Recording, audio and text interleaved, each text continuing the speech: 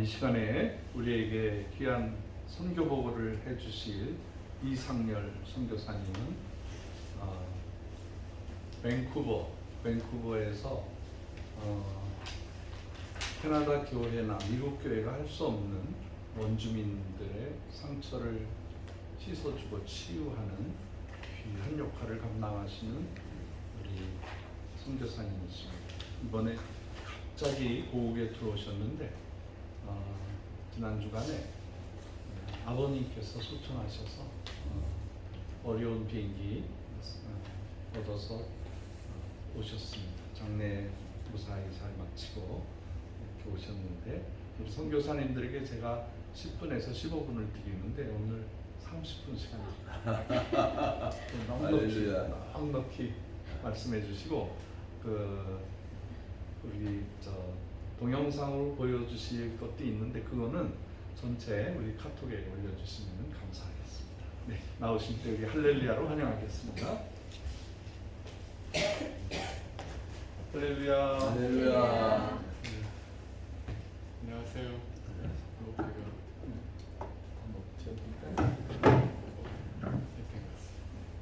괜찮나요?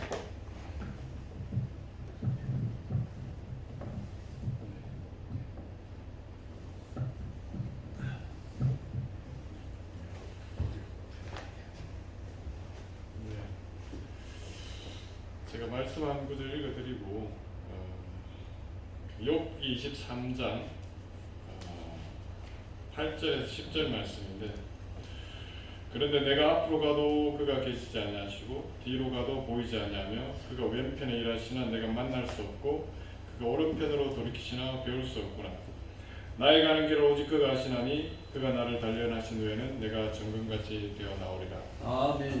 네. 하나님이 우리 인생을 알고 있는 줄 믿습니다. 아멘. 오늘 본문에 보면 그가 나를 아신다고 되어 있는데 우리 그리스도인들은 한 세 가지를 아셔야 될 것 같아요.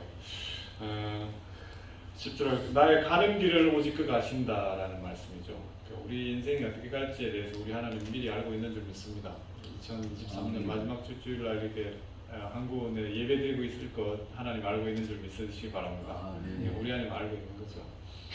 그 안다라는 단어는 뭐냐면 그 구약에는 야다라는 이런 단어인데 이제 우리 장로님이십니까? 아니면 목사님이십니까? 예, 장로입니다. 장로님 이제 봤으니까 알죠. 이것도 아는 거고 저희 아내가 저를 아는 것도 아는 거죠. 예, 그게 안다라는 표현이 하나님이 우리를 안다는 것보다 아내가 저를 아는 것보다 더 깊이 아는 걸 안다고 얘기하는 이 단어입니다. 이 야다라는 게 하나님이 저는 잘 모르겠어요. 저희 아내가 가끔 보면 알다가도 모르겠더라고요. 그래서 밤에 자는데 코를 어떻게 골든지 안 골든 사람이 코를 골지 잘 모르겠더라고요. 예. 근데 이제 우리 하나님 우리를 알고 있는 거죠. 우리 인생길 가고 있는 거 아는 줄 믿으시기 바랍니다. 아멘. 예. 그 다음에 또 한 가지는 10절 보면 그가 나를 단련하신다라는 거 우리 아셔야 돼요. 예수 믿으면 잘 살 줄 믿습니다. 장로님도 잘 사시는 것 같은데 힘들더라고요. 저는 예수 믿으니까. 저는 법대 출신인데 예수 믿고 인생이 너무 바뀌어가지고 너무 힘들어요. 하여튼 맨날 구원받으러 선교사니까 구원받으러 돌아다녀야 되고 힘들어요. 예수 안 믿었으면 잘 살았을 때 맞죠, 장로님? 네. 안 믿었으면 더 잘 살았을 텐데 우리가 주님 때문에 우리가 단련을 받고 있잖아요.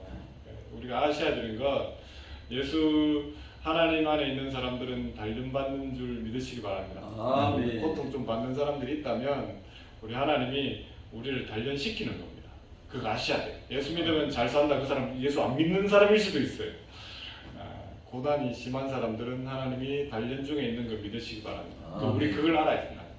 마지막으로는 내가 정금같이 되어 나온다라는 거 잊지 마시기 바랍니다. 우리 모든 그리스도인들은 마치고 나서 모두가 정금같이 될 줄 믿습니다. 아멘. 앞뒤를 한번 돌아보시고 저 예배 시간에 늦고 이래도 다 정금같이 될 거니까 걱정하지 마시고 우리 자식들 보면 똑바로 교회 안 다니고 이러잖아요. 다 정금같이 될 거니까 하나님보다 우리 자식들을 너무 걱정하지 마시라는 거예요. 하나님이 우리를 반드시 정금같이 되게 만들 줄 믿습니다. 아멘. 저도 이제 원주민들 사역을 하고 있는데 원주민이라고 하면 우리가 흔히 인디언이라고 생각하시면 될 것 같습니다. 근데 인디언이라고 하면 되게 안 좋은 말입니다. 콜럼부스라는 사람이 1500년대 그때 그 당시 인도가 많이 발전이 돼 있어가지고 육로로 늘 다녔거든요. 근데 육로가 막히니까 우리는 이제 바다를 통해서 갈 수 있다. 지구는 둥그니까 이걸 알게 된 거예요. 그래서 이제 콜럼부스라는 사람이 이제 우리 인도로 갈 거야 하고 막 갔는데 보니까 어떤 땅에 도착한 거예요. 도착했는 거니까 백인이 아닌 거예요. 인도에 도착한 줄 알고. 그러면 인도 사람을 영어로 뭐랄까요? 우리는 뭐라 그러죠? 영어로? 코리안이라고 그러잖아요. 그러니까 끝에 K-O-R-E-A 끝나니까 N을 붙여버리면 사람이 되거든요. 코리안이 우리는 되는 거죠. 인도 사람, 인디아에다가 N을 붙이면 인디언이 되어버리는 거예요. 네, 그렇게 이제 단어가 되는데, 그래서 도착했는데 보니까 백인이 아닌 거예요. 인디언이다 된 거예요. 그러니까 알고 봤더니만 지금 아메리카 땅에 있는 사람들이었던 거죠. 콜럼버스는 죽기 직전까지도, 죽을 때까지도 인도에 도착한 줄 알았어. 그래서 저 캐나다나 저 미국의 그 동부 해안을 갖다가 서인도 제도라고 그래요. 말도 안 되는 거죠. 인도도 아닌데. 이게 아주 안 좋은 말이죠. 그러니까 어떻게 생각하냐면, 백인들 외에는 다 인도 사람이라. 우리 보고 인도 사람이라면 될까요? 여러분 보고 중국 사람이라도 기분 나쁜 판에. 인도 사람이라 그러니까 백인들 생각에 그냥 백인 외에는 다 인도 사람이야 이렇게 보는 거랑 마찬가지라고 생각하면 됩니다. 그래서 이제 그렇게 이제 백인들이 보고 있는데, 그 사람들을 저는 선교를 하고 있는데, 그 사람들이 예전에 이제 1800년대 후반부터 이 유럽에서 선교의 어떤 붐이 일어났습니다. 똑같이 일어났던 게 이제 그 당시에 땅을 차지하기 위해서 아프리카라든지 막 아메리카 땅 들어올로 많이 이제 땅 쟁탈전을 하기 위해 식민지 개척을 위해서 갔죠. 갔는데 그때 똑같이 갔던 사람들이 이제 기독교 사람들이었습니다. 선교하기 위해서 갔는데, 그 중에 이제 캐나다 같은 경우는 사람들이 정부가 이제 이 사람들을 어떻게 생각하면 야만인이라고 생각했어요. 그 아프리카 원주민들을 갖다가 세비지라는 영어로라는 표현인데, 야만인들이야. 쟤들을 문명화시켜야 돼. 이 생각을 한 거예요. 그래서 만든 게 뭐냐면, 일본이 우리나라한테 만들어준 국민학교를 만들었잖아요. 마찬가지로 원주민 기숙학교를 만들었어요. 그래가지고 모든 원주민들은 7살부터 17살 10년 동안 부모로부터 강제로 이제 데리고 나와가지고 아주 부모도 아주 먼 곳에다가 세워놔놓고 가둬놔놓고 10년 동안 가둬놓고 그들의 말을 못하게 하고 그들의 문화를 못 지키게 하고 머리 다 자르게 하고 그 다음에 교복을 다 입히고 그렇게 하고 나서 교육을 시키려고 하는데, 돈은 정부가 만들 수 있는데 인력이 없잖아요. 누가 이걸 할 수 있을까 생각해서 이제 자원하는 사람 손들으라니까 카톨릭하고 기독교가 손들은 거예요. 그렇지 않아도 선교하고 싶었는데 그 사람들이 이제 손을 든 거예요. 우리가 그 일을 대신할게. 이래가지고 선교할게. 막 이렇게 했는데, 그 문명화를 식민이 곧 문명화라고 생각했던 정부와 식민이 곧 선교다라고 생각한 기독교가 이제 야합이 딱 일어난 거예요. 그래서 기숙학교를 세워가지고 아이들을 이제 그 문명화시킨다, 나름 소위 그들의 문명화시키기 위해서 세운 게 기숙학교가 생긴 거예요. 그 기독교가 이제 다 카톨릭하고 기독교가 다 이제 운영을 하게 되죠. 캐나다에서 한 150년 운영을 했는데 한 130여 개가 운영이 됐습니다. 근데 그게 이제 좋게 해서는 모르겠는데, 야만인이니까 그들이 이게 그 원주민의 물이 안 빠지면 죽어도 된다는 그런 생각이 생긴 거예요. 그래서 기독교에서 봤을 때는 원주민은 모든 게 사탄적이야 이렇게 되어버린 거예요. 자기들이 모르는 거니까 다 사단이라고 생각해버리는 거예요.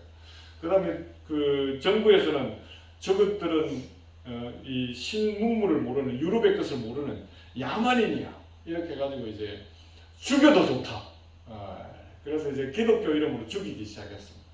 그래서 엄청나게 많이 죽였는데, 아이들이 7살 때부터 10살 때까지 정부 공식 통계로는 6,000명, 8,000명 이렇게 넘어가는데, 비공식적으로는 이제 거의 절반 이상이 죽었다는 그런 보고들도 있고, 그래서 수많은 사람들이 기독교에 의해서 학살이 되기 시작한 거죠.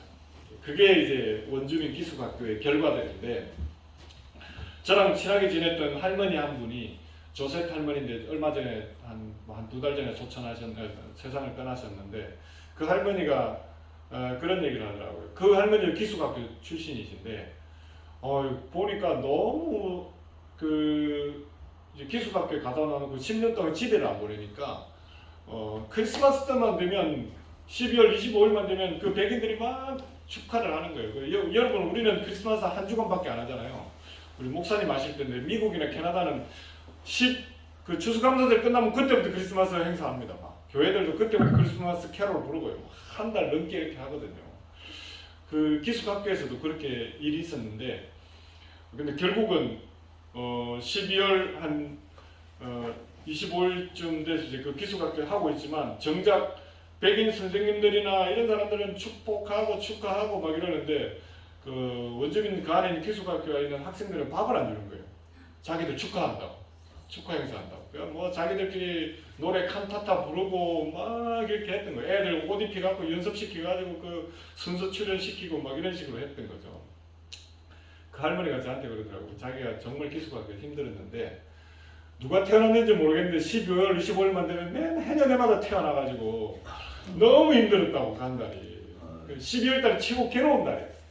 가서 노래도 불러줘야 되고 맨날 자기들은 배고파 죽겠는데 우리도 똑같이 태어났는데 누구는 저렇게 매년마다 이렇게 하고 누구는 늘 이런 어떤 배고픔을 겪어야 되냐 그렇게 얘기를 했는데 그분이 바로 예수 그리스도였죠.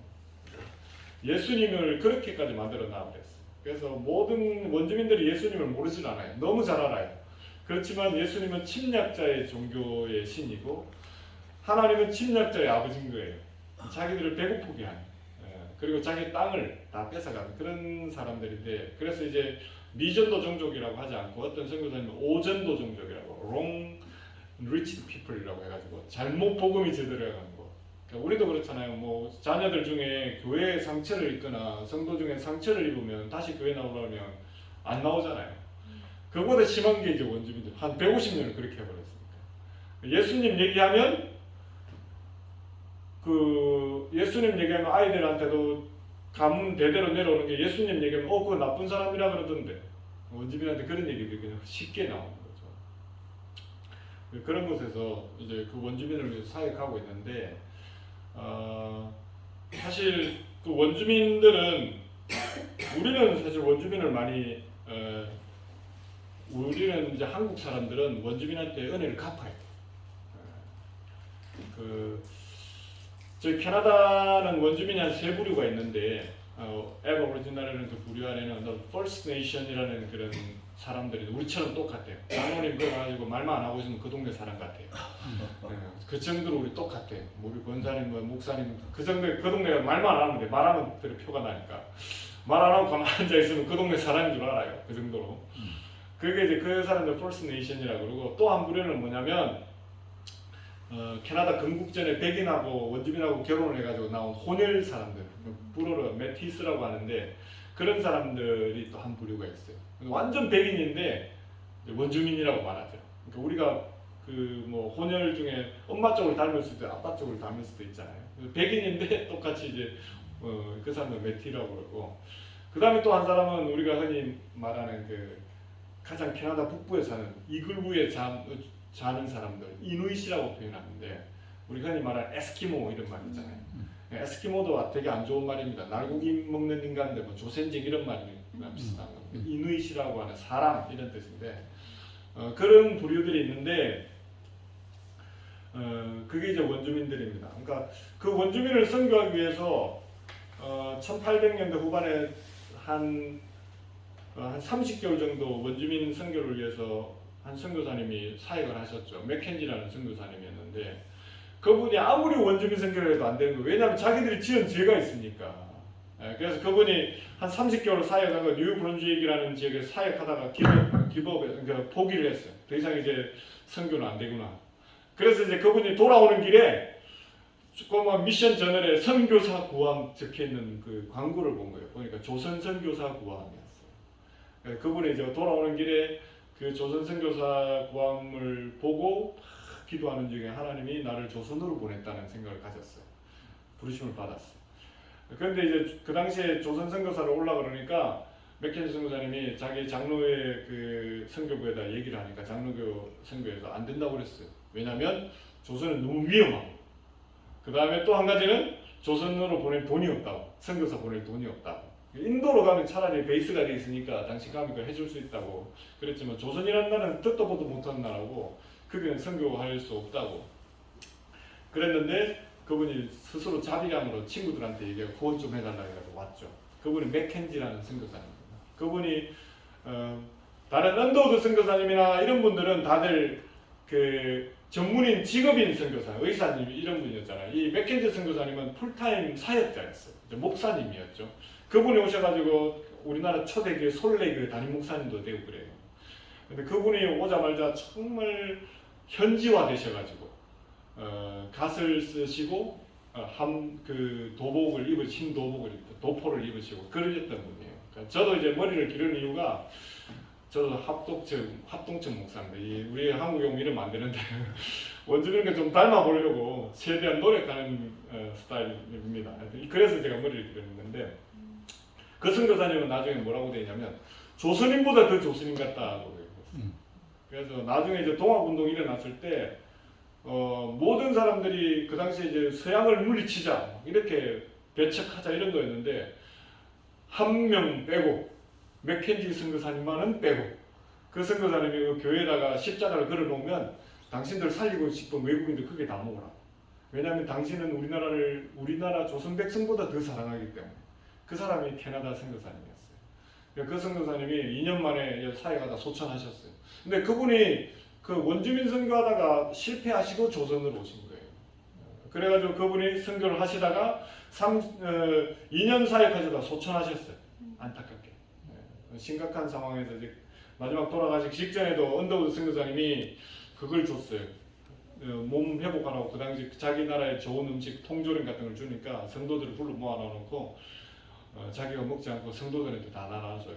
이게 우리 나라에서 온 건데 이거 한번 성도들 맛보라고. 그리고 자기를 다 내려놓으시고 이제 소천하시죠. 그 소천한 소식이 캐나다 장로교에 다시 돌아가니까 어떤 일이 벌어졌냐면, 캐나다 장로교에서 그때부터 우리가 이 조선이라는 선교해야 되겠다. 그래가지고 한 3-40분의 선교사님이 오세요. 캐나다 선교사님. 그 중에 뭐 맥클리라는 약혼녀였던 사람도 오고, 뭐 하여튼 온 친구들이 다 와버려요. 뭐 덩칸이라는 선교사, 뭐 하디라는 선교사 싹 다 와요. 완전 이분과 연계될 사람들이 선교사로 다 와요. 그래서 캐나다 장로교회가 이 조선인 나라를 선교해야 되겠다 해가지고, 그 중에 왔던 분이 이제 하디라는 선교사님인데, 의사 선교사님인데, 그분이 이제 의사로 와나오니까 조선이 너무 더러운 거예요. 그래가지고 안 되겠다. 이게 나라를 좀 어떻게 좀 본래도 안 되겠다 해가지고 늘 이제 불평불만이 심했는 거예요. 이 더러운 것들. 그렇게 하고 있는데, 이제 한번 중국에서 이제 온 여자 선교사님들 몇 분이 원산에서 수련회 좀 해달라고 강사를 초대를 했어요. 근데 그때 이제 하나님이 아마 강의할 때 힘들다고 막 조선인들을 내가 어떻게 될지 모르겠다 그런 마음으로 강의를 했는 것 같아요. 근데 그때 하나님이 그 선교사님한테 뭐라고 그랬냐면, 내가 거룩하다고 한 백성을 네가 왜 더럽다고 하냐. 내가 그렇게 하다고 하는 백성을 네가 왜 더럽다고 하냐. 그러면서 그때 그 음성을 듣고 회개했어요. 그 회개가 시작이 돼서 1903년에 원산 대부흥운동이 일어나요. 그러면서 그 불씨가 커져가지고 1907년에 평양 대부흥이 일어나요. 그게 이제 우리나라 그 맥켄지 선교사님으로부터 이루어진 선교의 운동. 우리가 그렇게 북한의 부흥을 위해서 기도하는 그게 1903년, 1909년에 그 캐나다 선교사님들에게서 일어나는 거예요. 우리 박형수 선교사님도 캐나다 쪽에서 오셨잖아요. 그 후회로 오셨다고 저는 봅니다. 그래서 제가 지금 이제 10년째 사역을 하고 있는데 참 안타까운 게 그래요. 제가 이제 저희 장로교회 2,500명 선교사가 있는데 GMS에 캐나다 선교하면 이제 그 잘 사는 나라 했는데 왜 선교를 해? 이런 상황을 모르시니까 뭐 저도 지금 작년부터 파송계도 끊어지고 뭐 주파송도 끊어지고 이제 혼자 어떻게 서바이벌 할지에 대한 고민을 하고 있을 정도인데, 여하튼 그뿐만 아니라 그런 선교사님들이 있어서 우리 한국 일이 된 거예요.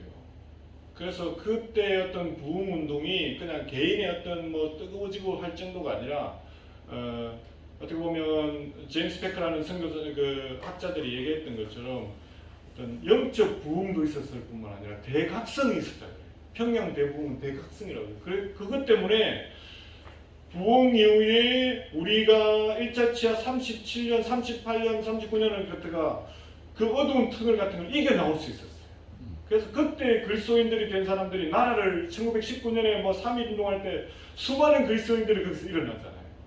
아마 그런 일이 없었다면, 그런 부흥이 없었다면 우리나라 역사, 우리나라는 대한민국이라는 존재는 아직도 없을 거라고 저는 생각이 들어요. 그런 위대한 역사를 캐나다 선교사들이 또는 그게 불씨가 된 거죠.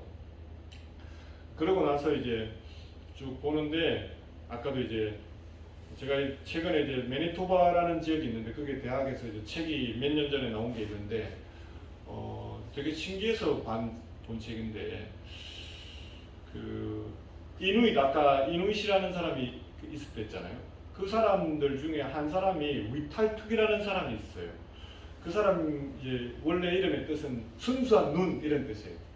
그런데 이제 그 이누잇도 그 누나푸시라는 그런 지역인데 이누잇이 캐나다로 들어온 지가 1980년대 정도밖에 안 돼요.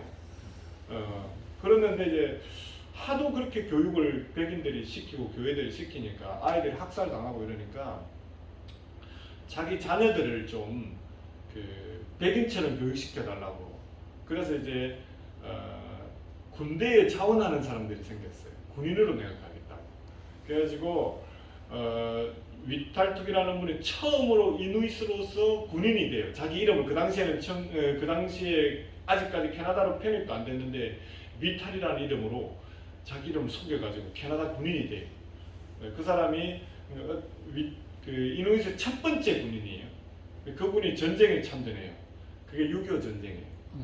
네. 그래서 6.25 전쟁에 한 500명의 캐나다 원주민이 와요.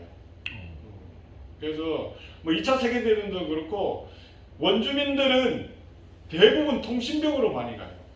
그러니까 일본이라든지 뭐 다른 나라에서 2차 세계대전을 보면 너무 이거 그 암호를 잘 해독하니까 나바오 원주민이라든지 이런 원주민들이 통신병으로 가가지고 원주민 말로 서로 얘기하는 거예요. 그러니까 원주민 말은 이 세상에 잘 알려져 있지 않기 때문에 이게 해석이 불가능한 거예요. 그러니까 이제 원주민들끼리 막 대화하면서 그냥 그걸 통신으로 해버리면 그것이 잘 보완이 되었던 거죠. 근데 안타까운 거는 이제 만약에 어떤 그 군인들이 포위를 당한다 그러면 통신병부터 처음 먼저 죽여요. 자기들끼리. 왜냐하면 이 암호가 풀릴까봐. 뭐 그랬던 안타까운 일도 있는데 제가 이제 나바오 원주민 지역에 한번 그 6.25 참전 용사들이 있다고 좀 와달라고 해가지고 저는 캐나다 원주민이었으면 사회 간다고 오라 해서 갔어요. 갔더니만 한 7분 정도가 원주민 참전 용사라고 그러더라고요. 그래서 이제 캐나다나 이런 데를 보면 기념품으로 모자하고 뭐 이렇게 메달하고 두건하고 벨트하고 이 정도 준비해 가거든요. 수건하고 이렇게 가져갔는데 당일날 갔더니 7명인 줄 알았는데 7세트를 가져갔는데 한 35분이 나온 거예요. 그걸 깜짝 놀라가지고 이게 어떻게 된 거냐 이러니까 조사가 덜 됐던 거예요. 그래가지고 이제 정말 미안한 상태가 벌어졌어요. 그때 이제 뭐 영사관도 오고 저희 총회도 오고 뭐 KBS도 오고 막 난리가 났는데 어쩔 수 없이 어떤 사람은 모자만 주고 어떤 사람은 벨트만 주고 막 이런 일이 벌어졌었어요. 그런데 이제 그 행사가 마칠 때쯤에 저 뒤에 어떤 할아버지 한 분이 앉아 계시길래 어떻게 오셨냐고 이러니까 자기도 참전 용사래요. 근데 빨리 안 오셨냐고 그러니까 조금 전에 얼마 전에 소식을 들어가지고 지금 부랴부랴 왔는데 행사가 그러니까 끝나간 거예요. 그래서 이제 혹시나 싶어서 제가 물어봤어요.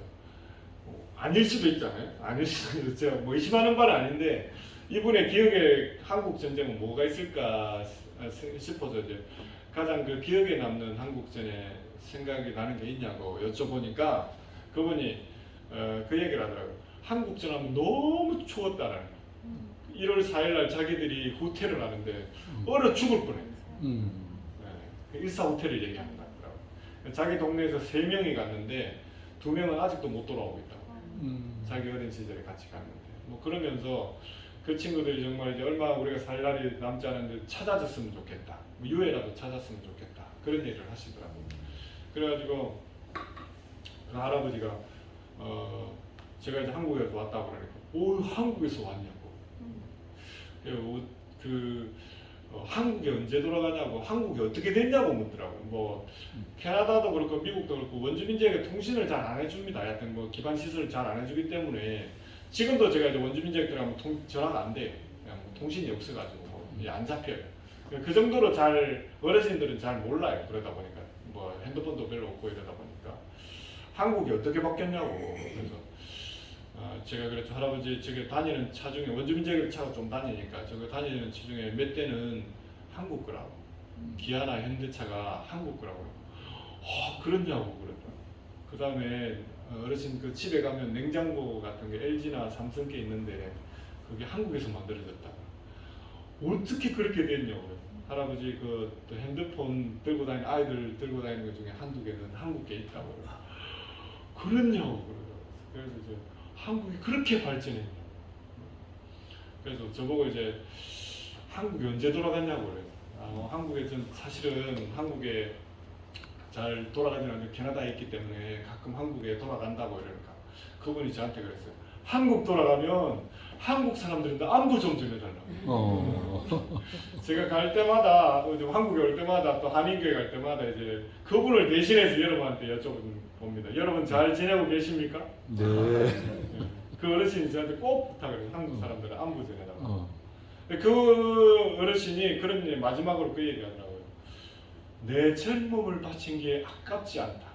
할렐루야. 자기 젊음을 어떻게 보면 자기 친구들의 목숨을 버린 나라가 한국이라는 거예요. 자기들이 그게 아깝지가 않다고. 왜냐하면 이렇게 발전된 모습을 보니까 정말 내가 잘했다고 그런 얘기를 했어요. 그게 원주민들이에요. 그 원주민에게 은혜를 갚기 위해서 어떻게 보면 지금은 원주민들한테 백인들이 저질렀던 그 은혜를 갚기 위해서 이제 제가 사역하고 있는 거죠. 아멘. 한국 사람들은 원주민한테 할 수 있는 정말 좋은 특성화된 사람들이에요. 우리는. 왜냐하면 백인들은 자기들의 역사적인 잘못 때문에 전도 자체가 안 돼요. 고생은 우리보다 많이 해요. 그렇지만 마지막으로 그 기숙학교를 문 닫은 게 미국, 캐나다 같은 경우는 1996년이에요. 지금 30대 후반이나 이런 사람들은 만행을 겪었던 사람들이에요. 우리는 위안부 할머니가 1940년대 그때 겪은 게 지금 우리 열받잖아요. 일본아이랑 저는 일본한테 당한 게 하나도 없어요. 뭐 여하튼 일본 라면도 좋아해요. 그렇지만 일본이랑 축구를 하면 무조건 이겨야 돼. 당한 게 없어요 지금. 여하튼 베트남한테도 우리 축구를 가끔 져도 돼요. 그러면 이제 뭐 감독 욕 한번 하고 끝나요. 그렇지만 일본한테 졌다? 감독 바꿔야 돼요. 그게 우리가 뼛속부터 있는 원치 않는 건데 그게 한 6, 70년대 전의 얘기잖아요. 근데 캐나다는 지금도 지속되고 있고 1996년에 마지막으로 문을 닫았고 그 학교들. 그 40대들이나 이런 사람들은 그 상처 속에 살아가는 거예요. 하나님 하면 침략자들 그리고 뭐 그 안에서 기숙학교에서 강간이니 뭐 이런 것들이 비일비재해가지고 아이들이 죽으면 그냥 작년 2, 3년 전에 캐나다에서 저희 집에서 한 3시간 떨어진 곳에서는 그 기숙학교 옆에 공동묘지를 이제 파기 시작했어요. 그전에는 그냥 공동묘지 그대로 놔뒀는데 이제는 팠는데 그 아이들의 유해가 215군데를 팠어요. 파가지고 30cm, 1피트 30cm만 딱 팠어요. 215군데를 팠는데 215구가 나왔어요. 2피트를 팠으면 더 나왔을 거예요. 60cm 팠으면 2배가 나왔을 수도 있어요.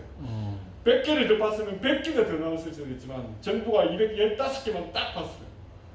그게 이름이 없는 유해들의 농구예요. Unmarked Grave를 해가지고 그게 3년 전에 나가서 난리가 나서 캐나다가 원주민들이 그러니까 3년 전에 미얀마에서는 제가 선교학 박사학위를 하고 있는 모임에서 이제 그걸 막 서로 아직도 박해가 있는 나라가 있습니다. 그래서 미얀마 같은 경우는 실제로 기독교가 박해를 당하니까 막 교회들이 불탔어요. 2, 3년 전에 저는 캐나다에서 캐나다 교회들이 불탔어요. 그래가지고 저도 그걸 올렸어요. 우리 그 스터디하는 그룹에 캐나다에도 불이 타고 있다. 그러니까 딴 나라 선교사님 어떻게 그런 일이 있냐고. 그 캐나다가 어떻게 기독교가 박해를 당하고 있냐고. 기독교 나라인데, 기독교가 많은 나라인데. 이러니까 아니요, 여기는 기독교가 원주민을 괴롭혀가지고 원주민이 열받아가지고 교회를 불태우는 거예요. 그런 것이. 그래서 너무 기독교가 들어가기 너무 힘든 것이고, 선교사들이 10년이 한계라고 해요. 왜냐하면 열매들이 없으니까. 죽도록 해도 열매들이 없는 그런 것이 이제 캐나다 원주민 지역인데, 그럼에도 불구하고 한국 사람들은 적합한 사람이라고 저는 믿어요. 왜냐면 아까도 봤지만 우리가 갚아야 될 은혜가 있고, 원주민한테 실질적으로 갚아야 될 은혜들이 있고, 그리고 원주민과 백인 사이에 우리가 정말 좋은 가교 역할을 할 수 있어요. 다리 역할을 할 수 있는 게 우리 한국입니다. 그럼 누가 친구가 둘이 싸우면 가운데 있는 야 와봐라, 그 해줄 수, 중재해줄 수 있는 사람은 우리 같아요. 그래서 그 다리 역할을 해줄 수 있기 때문에 우리 한국인이 그걸 할 수 있죠.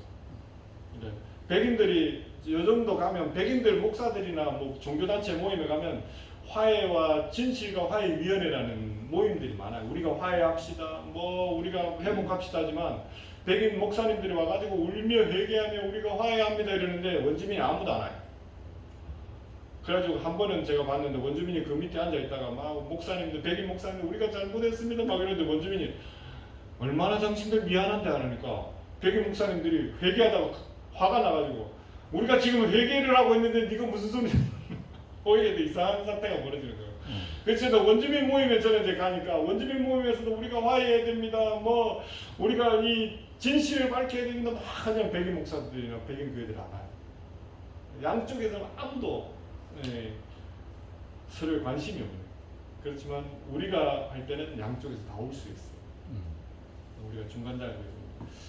그 다음에 또 하나는 한국 사람들이 특징이 뭐냐면 캐나다 교회가 너무 죽어가고 있어요. 성령의 체험도 없고요. 우리가 성령이라고 하면 우리 민족은 부흥을 경험한 민족 아니에요. 1970년에 어떤 그 여의도 어떤 그런 집회들도 우리가 경험한 나라잖아요. 여전히 뭐 여하튼 저는 이제 2년 전인가 1년 전에 그 에즈벨이라는 지역에서 막 그 어떤 대학교에서 부흥이 일어났잖아요. 저는 그거 보고 웃었어요. 왜냐하면 우리나라는 오살리 기도회 가면 매주 일어나는 일 그게.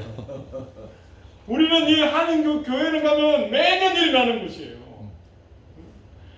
얼마나 위기했으면 그 나라에 그게 개인 리바이벌이라는 게 얼마나 위기했으면 그게 대학교에서 일어나는 게 일주일 기도한 게 막 미국 전역에 알려지는 거예요.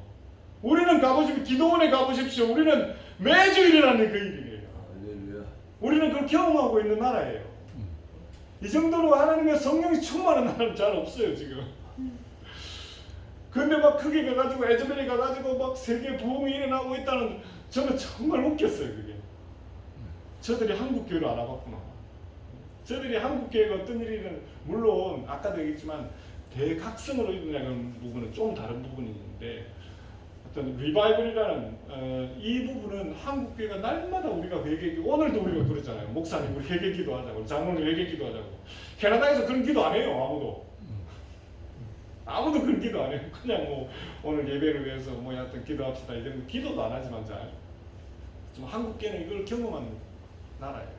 제가 해년에마다 제가 여름에는 캐나다 청년들을 데리고 여기 영어 바이블 캠프하러 들어와요. 시골 교회라든 이런데 뭐 아이들 후원, 제가 이제 후원을 만들어 가지고 한 6명 7명 데려오는데, 물론 얘들이 와가지고 여기 와 한국 교회에서 도움, 바이블 캠프를 해서 도움도, 영어 캠프를 해주는 도움도 되는 부분이지만 저는 한국 교회를 경험시켜주고 싶은 거예요. 제가 다녔던 사역했던 상도동의 동문교회 같은 금요철학가들 데리고 가요 애들이.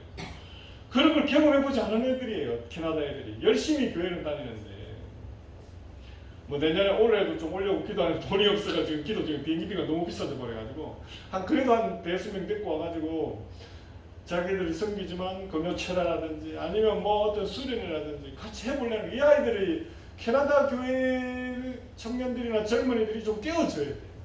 근데 우리 한국 선교사들이 경험한 사람들이잖아. 그래서 작년에도 데려왔는데 아이들이 올해 들어왔죠. 이제 하루 있으면 이제 내년이 되겠지만 올해 데려와가지고 금요철에 애들 데리고 갔어요. 데리고 가가지고 한국으로 다 하죠 예배가. 뭐 금전치가 뜨겁게 하는데 아이들이 거기 앉아가지고 하나도 못 알아들어요. 영어밖에 모르는 아이들이니까. 그래가지고 그 애들이 근데 느꼈어요. 와, 이 안에 뭔가 역사가 있는 느낌을 받았어요. 그래 그 아이들이 나중에 물어보니까 저희가 3주 하고 갔는데 첫날 오자마자 시차도 극복 안 된 상태에서 그 교회 예배드리러 갔거든요. 마지막 가기 전날도 그 숙소에 우리가 머물렀는데 너희들 저는 지방에서 올라와가지고 저는 너무 피곤해가지고 차에 안 가고 싶더라고요. 제가 이 3주를 운전을 제 혼자 했으니까. 야, 우리 좀 쉬면 안 되겠냐, 오늘 좀 쉬자 이러니까 그 아이들이 그러더라고요. 이 집회는 꼭 참석하고 가고 싶다고. 야, 너희가 알아듣지도 못하는데 그걸 뭐 한다고 참석할 거냐고 이랬더니만 그 안에 뭔가 있다고. 그래서 내가 그랬죠. 너 답답하지? 이러니까 정말 답답해. 이 못 알아들어서 너무 답답해. 제가 그랬죠. 야, 내가 캐나다 교회에 10년 동안 앉아 있었는데 내가 그 10년 동안 이 답답함이 있었다. 물론 저 영어를 좀 하지만 그렇지만 그 깊은 내밀한 것들을 우리 알아듣기 쉽지 않잖아요. 그러니까 그 아이들 보였어. 야, 너희는 지금 2주 이 하나님의 위대한 놀라움을 들으면서 2주 못 들으니까 이렇게 답답한데 10년 동안 그 자리에 앉아있는 나는 그렇다고 생각이 드냐. 그 아이들 그때부터 선교사님 당신 인정한다고. 내가 당신 사역 돕겠다고. 이 젊은 애들이 그랬어요. 캐나다 애들이. 그러니까 이렇게 캐나다 선교사가 앉아있는 걸 그러니까 힘든 사역이지만 지키고 있어야 되는 거예요. 한국 사역도 그런 것 같아요. 지금 뭐 여러분 이 겨울에 무슨 고구마 심으러 온 거 아니잖아요. 그렇지만 누군가 여기 앉아있어야 돼요. 10년이 되고 20년이 되고 앉아있어야 돼요. 저 같은 경우도 이제 10년이 지나서 이제 작년에 너무 힘들더라고요. 뭐 파송교회도 주파송교회 끊어져 올해도 4교회가 끊어졌어요. 그래서 더 이상 이제 하고 싶지 않다고 손을 들었어요. 그래서 작년에 제가 이제 나이가 50인데 이제 이게 막 갱년기도 오고 이러니까 인생에 그냥 안 있고 싶어. 한국 돌아가고 싶어. 왜냐면 또 동기들이 담임 목사 됐다고 해가지고 야 뭐 연락했어. 야 후원 좀 해라. 그러니까 당에 물어보고 옛날에 인간 같지도 않은 것들이 제가 학교 회장이었습니다. 하여튼 그 인간들이 정말 뭐 회장님 했던 애들이 담임 목사들이 다 돼갖고 말이죠. 막 잘 나가고 있더라고. 이제 너희들이 나를 좀 도와야지. 이러니까 당에 물어보고 형님을 섬기하지.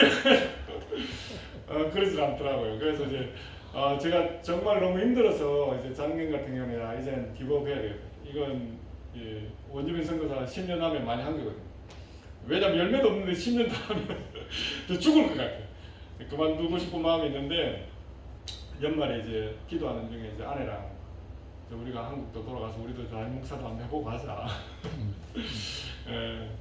한국에 있을 때 제가 한 10년 목회하다가 나간 거거든요. 하여튼 큰 교회 사역했습니다. 하여튼 우리나라에 한 5손가락 안에 드는 교회 사역했습니다. 가면 이제 그 친구들이 반겨줄 것 같고 이러는데 이제 누군가 그러더라고요. 10년 동안 한국 떠났으면 가면 아무것도 못했노. 그냥 선교제 계속 있어. 뭐 이렇게 얘기하시긴 했지만 그렇지만 내 나이가 들어가고 있다라는 거 막 이런 마음이 여러 가지 마음 힘듦이 있었어요. 근데 그때 하나님이 제가 하나님께 기도하는데 하나님이 머물러 있으라. 머물러 있으라. 누군가는 또 그곳을 지키고 있어야 된다. 너무 힘들지 않습니까? 제가 그러니까 그럼에도 불구하고 네가 그곳에 남아 있어야 된다. 결과가 없음에도 지키고 있어야 된다. 그래서 하나님 앞에 여러 가지 기도를 했죠. 하나님 아무런 역사가 없다면 제가 떠나는 게 맞습니까? 하나님이 너가 누군가가 또 새로 온다면 또 10년을 지켜야 되기 때문에 너가 한 이것을 계속 이어나갈 수 있도록 만들어 놓으라. 저도 그래서 글도 좀 남기기도 하고 이 사역을 이제 다음 사람이 좀 더 할 수 있도록. 그래서 지금 한국 선교사가 할 수밖에 없는 상황이거든요. 왜냐하면 뭐 중국 교회도 지금 성장하고 있지만 선교사를 파송할 정도까지는 아니고 화교들은 좀 많이 하긴 하는데 뭐 일본의 교회가 제대로 있으니까 선교할 수 있는 교회가 없고 뭐 베트남 교회가 조금 성장하는데 선교하기는 쉽지는 않고 그나마 아시아에서는 한국 교회가 선교를 할 수 있는 유일한 나라예요. 그래서 뭐 수많은 선교지에도 선교사가 가고 있지만 그리고 또 엘즈베리 같은 부흥이 여기는 한국에도 일어나고 있잖아요 지금. 아멘. 매주 일어나고 있잖아요. 하여튼 이게 놀라운 역사가 우리는 아니잖아. 막 그 방언하고 이렇게 놀라운 역사가 아니지만 캐나다나 미국에는 그런 게 일어나면 놀라운 역사로 기록이 돼요. 그 정도로 어떻게 보면 하나님 계심이 희박한 것이. 그래서 하나님의 그 역사를 우리가 경험한 나라 사람들이기 때문에 우리가 이걸 가지고 하나님 앞에 더 쓰임 받을 수 있는 그런 존재라고 저는 믿어요. 아멘.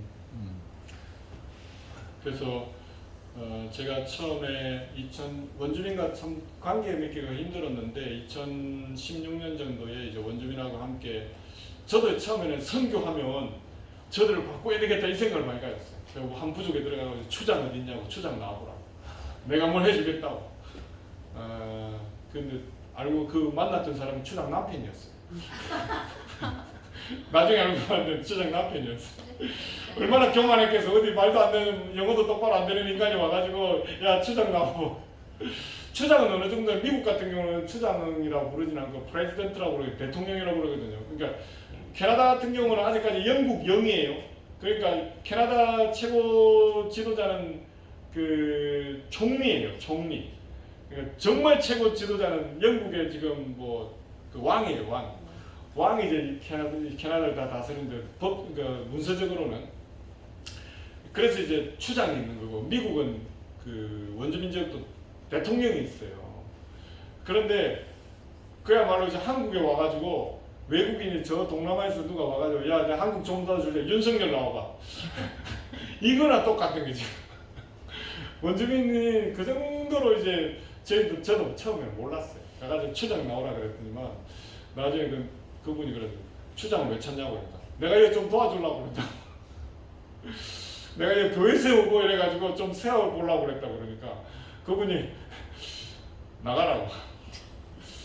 나중에 이제 저희가 정말 잘못됐다는 걸 알고 그곳에 이제 조금씩 섬기기 시작하고 그렇게 했는데 배우고 싶다고 당신들을 배우고 싶다고 당신들의 언어와 문화를 좀 배우는 스쿨이 없냐고 이러니까 한 1년을 놓고 했던 첫 번째 그 실수를 해갖고 1년을 다시 놓고를 했거든요. 1년 정도 지나고 나서 이제 우리 전화번호를 남겨놓고 나니까 그분 그 언어학교나 문화 같은 걸 배울 수 있으면 좀 알려주면 좋겠다 했더니만 그 다음 주에 바로 연락이 왔어. 연락이 와가지고 다음 주부터 언어학교 하는데 너희들 올래 이러고. 아니 그래가지고 무슨 소리냐고 이때까 1년 동안 없었던 학교가 다음 주에 어떻게 있냐고 그러니까 여하튼 오라고 해가지고 집사람이랑 막 부랴부랴 막 이때 스케줄 다 포기하고 막 갔죠. 갔는데 이제 원주민 언어학교 이제 영어하고 아예 다른 원주민 언어가 있는데 아예 학살을 당해가지고 원주민 언어를 아무도 쓰는 사람이 없어요. 자기 부족도 배우는 사람이 없는데 저희 언어학교 선생님이 그 UBC라는 대학이 있는데 거기에 가서 언어를 배워오신 거예요. 50대, 40대 후반에 배워와가지고 뭐 그냥 it's an IR 뭐 이런 식으로 해가지고 안녕하십니까 뭐 저는 누구입니다 이 정도 말할 수 있는 분이 이제 언어를 가르치려고 살려보려고 죽은 언어를 깨우고 있는 그런 작업에 이제 저희를 부른 거죠. 그래서 저희가 이제 언어학교하고 1년 정도 지나서 그 UBC라는 대학에서 그 죽은 언어지만 그렇게 뭐 공부하는 모임이 있더라고요. 거기에 우리가 초대를 받았어요. 갔는데 보니까 학교 말고 이렇게 부족해서 이 언어를 쓰는 사람은 우리밖에 없는 거예요. 그래가지고 이제 초대받기도 하고 자기 이제 원주민 행사에도 저희가 이제 초대를 받았어요. 그래가지고 원주민 자기들 행사인데 초대를 해주는데 뭐냐면 그날 이제 뭐 이때까지 배운 거 안녕하십니까 저는 누구입니다 어디에서 왔습니다 감사합니다 예 RCM 예 뭐 이춘 아이어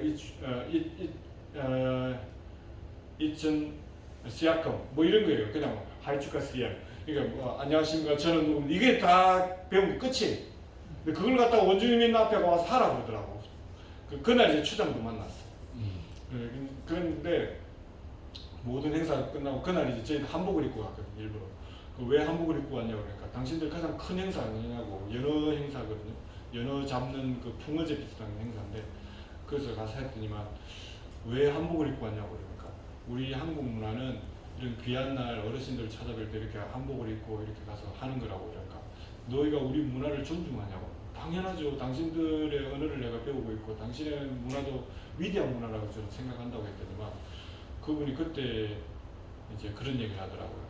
사실은 8년 전에 그로부터 8년 전에 원주민 언어학교가 문을 닫았는데 아무도 원주민 자기 부족조차도 배울 사람이 없고 모르니까. 근데 너희 둘 때문에 원주민 언어학교가 생겼다. 할렐루야. 다시 생겨요. 그러면서 이제 저희 이제 원주민 언어학교에 같이 있던 학생이 한 명 있었는데 그 나이가 저랑 비슷한 친구가 캐나다나 미국 가는 유명한 테드 톡이라는 게 있습니다.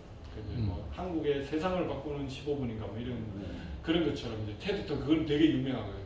그 친구가 저희 동기가 나갔어요. 원주민인데 나갔는데 이제 그렇게 해놨더라고요. 우리 부족은 되게 힘든 외부의 침략을 늘 받아가지고 어려움을 당했는데 한국에서 젊은 부부가 와가지고 자기들 문화를 배우고자 하고 그렇게 해서 자기들 언어학교가 새로 생겼고 그 친구들이 와서 할아버지 할머니들을 섬겨줘가지고 이제 우리가 외부와 어떻게 관계해야 될지를 알게 됐다. 우리 문화도 나눠줘야 되겠다. 가르쳐줘야 되겠다. 이래가지고 그래가지고 그 원주민 그 언어학교 배웠던 학생들이 다 교사로 됐어요. 아멘. 그때 이제 랭리라는 그 지역에 우리 비시주 같은 경우 초등학생들한테 원주민 문화를 의무적으로 배우게 돼 있거든요. 그 사람들이 이제 언어를 좀 배우고 나니까 실질적으로 의무적으로 학교에서 배워야 되는데 교사가 없는데 이분들이 다 교사가 돼버렸어요. 그래서 그분들이 그러더라고요. 그 친구들이 너 때문에 우리 문화와 언어를 가르치는 선생님들이 다 됐고 너 때문에 우리 모두가 이렇게 우리 언어와 문화가 중요하다는 걸 알게 됐다. 그래서 이제 지금 그들을 위해서 계속 선교를 진행 중이고요. 그래서 지지난주 수요일 날 저희가 이제 원주민 어르신들 제가 한 6년 동안 섬겼던 원주민 어르신들 한 20분 정도 모시고 저희 백인 교회의 성도들 한 20분 모시고 원래 그 같이 모이면 절대 안 모입니다. 근데 이제 저희가 오라고 하니까 오셨더라고요. 또 서로 또 그렇게 모아놓으면 자기들끼리 앉거든요. 그래서 미국이나 캐나다에 있는 원주민 한국 어르신들, 교회 어르신들, 장로님들, 뭐 목사님들 한 또 20분 모시고 그래서 처음에는 40분 정도 올 줄 알았는데 당일날 그 음식도 40분 정도 준비를 해놨는데 당일날 75분이 오시고 할렐루야.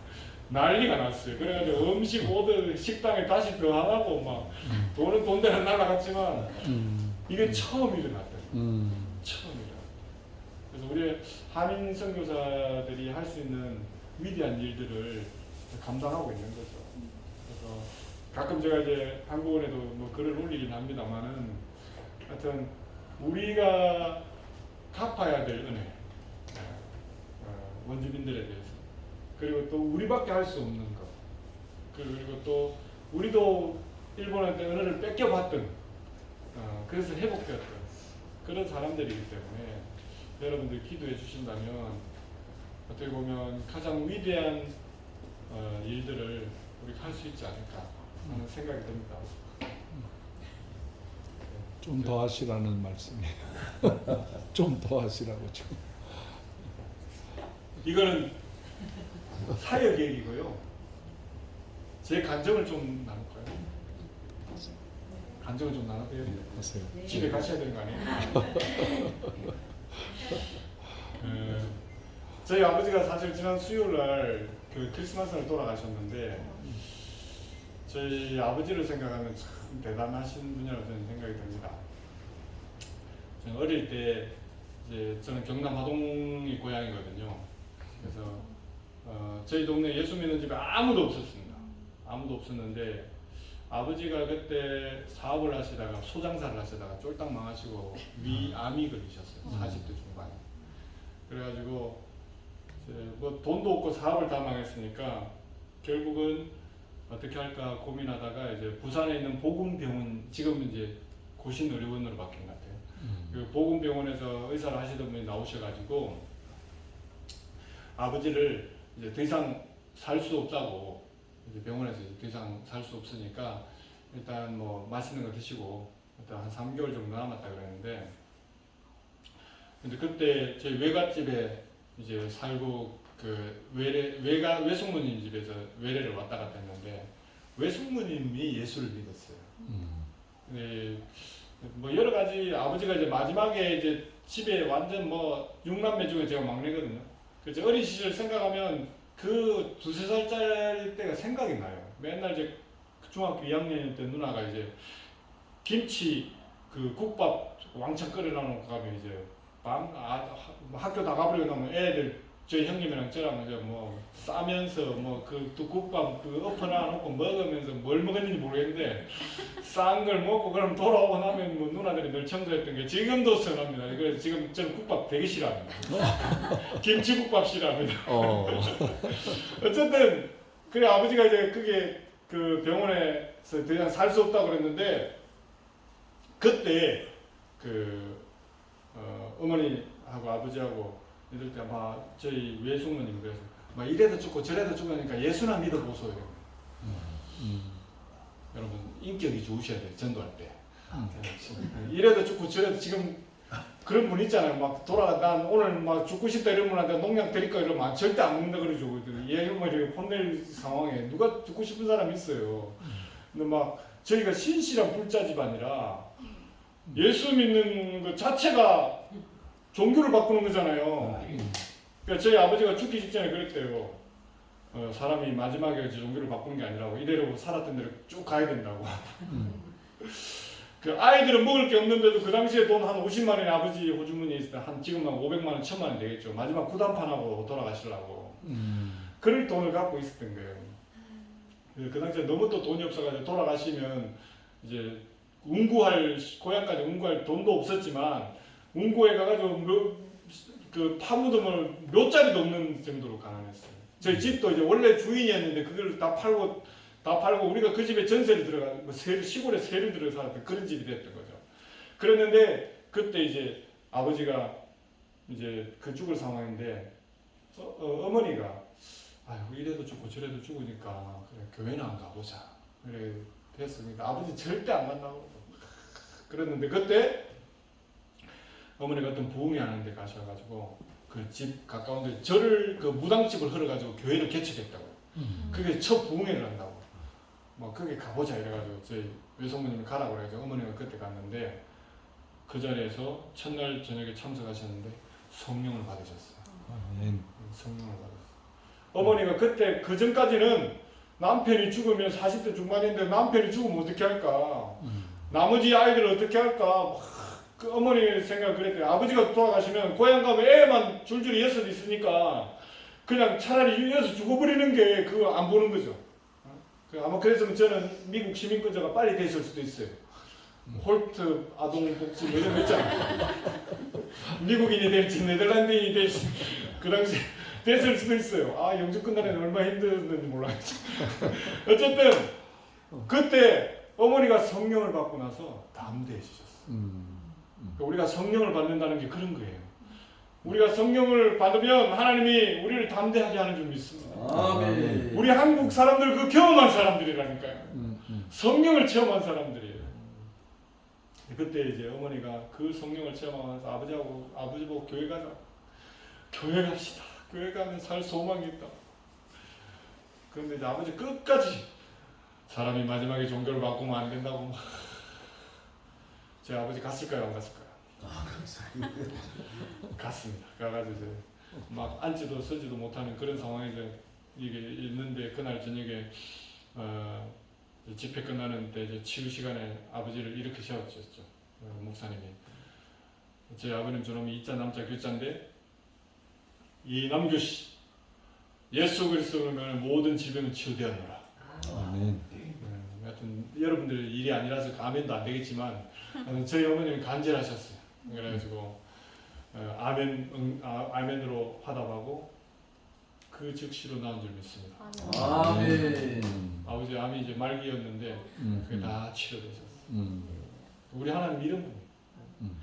우리 하나님은 치유하는 분이시고 우리 하나님은 살리시는 분인 줄 믿습니다. 아멘. 그래서 아버지 그 자리에 암이 100% 나으셨어요. 아멘. 그 다음에 이제 병원에 가서 이제 검사를 해보니까 엑스레이가 바뀐 게 아닌가. 엑스레이가 의사가 그렇게 얘기하는 거예요. 그래서 아버지가 이제 그 당시에 아버지가 암이 걸리셨을 때 비슷하게 한 서너 분이 암이 걸리셨어요. 똑같이. 뭐 체크하다 보니까 다 암이 나온 거죠. 다른 분들은 돈이 많아가지고 서울에 그 당시에 진료하러 가시고 어떤 분은 미국에 박사가 한국을 온다 그래가지고 그분 그쪽으로 가시고 저희 아버지는 돈이 없어가지고 하여튼 거기 가가지고 부산의 남부병원 그 외숙모님 집에 그 막 얹혀 살면서 외래를 했었거든요. 한 6, 7개월 뭐 한 오랜 기간이 지나서 이제 치료하는 중에 이제 다시 돌아왔어요. 집을 돌아오는데 보니까 산을 2개를 넘어와야 되겠죠. 기차역에 내려가 2개를 넘어오는데 아버지가 몇 개월 만에 돌아왔는데 보니까 양쪽에 얼마 전에 쓴 묘가 있는 거예요. 누가 돌아가셨을까 보니까 서울로 가셨던 미국 의사 보러 가던 그분 다 돌아가신 그 고개를 넘어오는데 양쪽에 묘가 있더라고요. 우리 하나님은 살리는 분이에요. 아멘. 죽음을 이기는 분이에요. 아멘. 그래서 저희가 저희 동네에 유일하게 예수 믿는 가정이 됐어요. 아멘. 그게 우리가 믿는 하나님. 하나님은 우리가 기도하면 살리는 줄 믿습니다. 아멘. 그 아버지 4, 50년을 더 사시고 지난주 크리스마스 때 예수님이 오신 날 우리 온 가족을 구원하시고 하늘 앞으로 가셨어요. 아멘. 저는 그 아버지가 정말 위대한 분이라고 생각합니다. 제 아버지가 그렇게 하나님이 살아있는 걸 알기 때문에 저희 시골에 여씨 집성촌이었어요. 온 집안이 여씨예요. 한 2, 30가정인데 다 여씨예요. 그 당시에 여씨가 세상에 최고 많은 줄 알았어요. 그 친구들이 그렇게 했거든요. 친구들이 다 여씨니까. 이씨와 김씨는 너무 없어가지고. 근데 동네에서 막 핍박을 너무 많이 했어요. 농사철 되면 막 주일 오전에 서로 그 옛날에는 물을 갖다가 논에서 논을 줘야 되잖아요. 주일 오전에 물을 딱 하고 끝내버려요. 그러면 주일 오후 되면 늘 엄마가 옆집 논에 가서 물 좀 달라고 그러면 동네 사람 안 줬어요. 늘 그렇지만 주일만 되면 아버지는 저희들 옷을 깨끗이 펴가지고 예배를 갔어요. 그 바쁜 농번기에도 한 번을 주일을 빼먹지 않는 분이 우리 아버지셨어요. 근데 이제 문제는 그 당시에 이제 교회 간다 그러면 막 표가 나니까 이제 앞으로 신장로길로 가면 교회 가는 표 나니까 아버지가 늘 뒤 산을 하나 더 넘어가지고 교회 가라고 했거든요. 근데 이제 아버지가 늘 그 당시에 성경책이 빨갛 혹시 아세요? 이게 빨갛게 해서 보혈이라고 그래가지고 지금 이건 금색도 있고 원색도 옛날에는 빨갰어요. 그래가지고 막 아버지가 교회 간다고 표 안 내려고 신문지에 돌돌돌 말아갖고 요따 넣어가지고 성경책 갖고 이래 교회 갔어요. 어디 가요? 그럼 저기 가요. 동네 사람들이 물으면. 그래도 저희 아버지가 예수를 주일 예배 가는 걸 포기하지 않으셨던 거예요. 근데 간만에 가끔 보면 이제 이런 제가 경상도 말 정지라 그러는데 누워 있으면 부엌에서 사람들이 밤에 찾아오더라고요. 상렬이 아버지는 암 나왔지요. 나왔다고. 어떻게 나왔냐고 그러니까. 우리가 예수 믿고 나왔지요. 그러니까. 그러면 어떻게 하면 자기들도 예수 믿을 암 낳겠냐고 자기 뭐 남편이 아니면 아내가 암이 걸렸는데 어떻게 하면 좋겠냐고 그러니까 저희 아버지가 초등학교 겨우 졸업하셔가지고 뭐 성경도 많이 알지도 않아요. 저희 아버지가 뭐 소요리 문답을 가르치겠으면 그 사람들한테 주기도문을 가르치겠으면 하나도 안 해요. 성경도 못 가르칠 뿐인데 제 뇌리에 늘 생각이 나는 건 뭐냐면 아버지는 어머니가 그 사람들에게 했던 얘기는 교회 갑시다.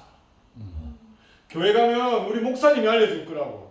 교회 가면 우리 목사님이 어떻게 살 수 있는지 알려줄 거라고. 나는 잘 모르지만 우리 목사님이 알려줄 거라고. 그랬는데도 불구하고 제가 시골을 떠나기 전까지 저희 동네에 예수 믿는 사람 한 사람도 못 봤어요. 그렇게 암이 걸렸어도. 그때 제가 느꼈던 것은 교회라는 거 아무나 못 오는 거지. 성령의 역사 없이는 교회 못 오는 거예요. 아멘. 오늘도 이게 눈 오는 날 이런 날 어떻게 오겠어요 여러분. 성령의 역사 때문에 여기 온 줄 믿습니다. 아멘. 성령의 역사가 있으니까 여기 온 거예요. 아멘. 우리는 그걸 경험한 사람들이라니까요. 아멘. 성령의 역사 때문에 지금 집에 가야 되는데 끝낼까요? 부흥했어요. 조금 더 할까요? 하여튼 근데 저희 동네에 한 번은 당산나무가 쓰러졌어요. 지금 생각나는 건 몇 가지 합니다. 하여튼 당산나무가 이제 쓰러졌는데 여름에는 괜찮아요. 그 쓰러져도. 근데 가을 되면 그 누가 달구지를 끌고 다니면 그거 치워야 되는데 그 여름에 당산나무를 그 저희 동네 가장 힘센 형님이 범한 형님이 계셨는데 그분이 쓸다가 쓰러져 버렸어요. 제 생각에는 여름에 너무 더운 날 그 쓸다가 일사병으로 쓰러진 줄 알았는데 동네 사람들은 신적인 나무를 갖다 썰어가지고 쓰러졌다고 생각하고 쓰러졌다고 아무도 그 나무에 가까이 가지 않으려고 아무도. 근데 이제 여름까지는 괜찮은데 이제 가을 되면 이제 난리잖아요. 저 누군가 달구지가 지나가야 되는데 누군가 저걸 치워야 돼. 그래서 동네 사람들이 이제 회의를 하더라고요. 동네 반상회처럼 회의를 하면서 이 나무를 어떻게 치울 것이냐 막 대책위원회를 꾸려갖고 막 하다가 결론이 나왔어요. 이장님이 아버지 친구였는데 우리 집에 왔더라고. 그래가지고 상렬이 아버지 좀 봅시다 그러더라고요. 제가 그때 있었는데 왜 그러시냐고 그러니까 당산나무를 좀 치워달라고. 아니 왜 우리가 당산나무를 치워야 돼? 초등학교 5학년인데 왜 당산나무 우리가 치워야 되냐고. 그러니까 우리도 겁나잖아요. 아버지 그 제가 초등학교 어떤 생각이 들었냐면 이 아버지 당산나무 치우다 쓰러지면 이제 그날 그의 가을 농사는 누가 짓지? 초등학교 5학년 걱정이 그런 걱정이었어. 근데 그 이장님이 진짜 믿음의 담대한 고백을 하시더라고. 그 왜 그러시냐고 우리가 치워야 되냐고 이러니까 상렬이 집은 치워도 문제가 없다고. 왜 그러냐고 그러니까 당신들이 예수 믿지 않냐고.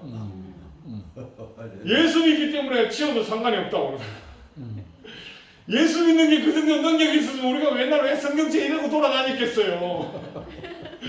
예수 믿는 게 능력이 있는 거 알아서 우리 성경책 이렇게 해가지고 동네 신장 앞으로 교회 다녔죠 우리가. 우리도 확신이 없었는데 이장님은 알고 있었던 거예요. 동네 사람들은 알고 있어요. 우리가 누굴 믿고 있는지. 동네 사람들 알고 있는 거예요. 여러분들 신앙생활 하고 있는 거 있잖아요. 여러분들은 지금 하나님이 살아계신가 없는 거 잘 모르는데 여러분 주변 사람들은 다 알아요. 어떤 신을 섬기고 있는지. 할렐루야. 할렐루야. 우리는 몰라요. 솔직히 예수님 때도 똑같았어요. 예수님의 제자들은 누구 있는지 예수님이 어느 정도 파워가 있는지 몰랐어요. 그냥 한번 실수로 말하는 베드로 선배가 한마디 해요. 야 너희들은 나를 누구라 그러냐 그러니까 막 그 북부 지역에 가가지고 예수님이 야 딴 사람 누구 너희들은 그러니까 딴 사람 말하는 거 말고 너희들은 나를 누구라 하느냐 그러니까 주는 그리스도시요 살아계신 하나님 아들. 그러니까 나중에 예수님이 그래 네가 무슨 말을 하는지 잘 모르겠지만 뭐 이런 식으로 표현을 하세요. 제자들도 예수님이 어느 정도인지 잘 몰랐어요. 그렇지만 귀신 든 사람은 예수님 앞에 달려와가지고 다윗의 자손이요 뭐 예수님의 제자들은 다윗의 자손이요 뭐 아무도 안 했어요. 그렇지만 다윗의 자손이요 나를 떠나서서 막 그래요. 귀신 든 사람은 달려와가지고 귀신 든 사람들은 예수 안 믿는 사람들은 예수 믿는 사람이 어떤 믿음을 갖고 있는지 어떤 신을 섬기고 있는지 다 알고 있어요. 정작 우리는 잘 몰라요. 우리가 섬기고 있는 하나님이 위대한 하나님을 믿습니다. 아멘. 북한뿐만 아니라 전 열방으로 갈 수 있는 하나님이 우리 하나님이에요. 아멘. 그런데 저희도 걱정은 됐어요. 이제 그 나무를 치워야 되니까. 그러니까 아버지랑 이제 둘이서 이제 나무를 이제 치우려고 갔죠. 갔는데 이제 당산나무가 큰 나무가 한 어른들 한 10명이 둘러야 되는 그런 나무예요. 그 나무를 이제 자르고 있는데 동네 사람들 가까이 오지도 않아요. 혹시 톱밥이라 들까 봐. 제가 초등학교 3학년 때 생일 선물로 받은 게 아버지한테 생일 선물로 받은 게 지게입니다. 지게. 늘 아버지 나무지게를 들고 다니다가 초등학교 3학년 때 쇠지게를 만들어 주셨어요. 그래가지고 시장에 가서 사오셔가지고 그거 받고 너무 기뻐했어요. 초등학교 3학년 때부터 이제 겨울 방학 되면 맨날 한 1km, 2km 되는 그 나무 그 산에가 나무를 헤어가 와가지고 덩어리 한두 덩어리 매다 놓고 그 다음에 그래가지고 계속 이제 겨울 지나고 봄 되면 이제 여름까지 그 장작을 썼거든요. 근데 집 그 당산나무는 바로 동네 옆에 있는 거거든요. 그 나무를 다 패다가 2년 동안 따뜻하게 지냈어요. 2년 동안 따뜻하게 지냈어요. 우리 하나님은 그런 분이에요. 정말 그때 따뜻했습니다.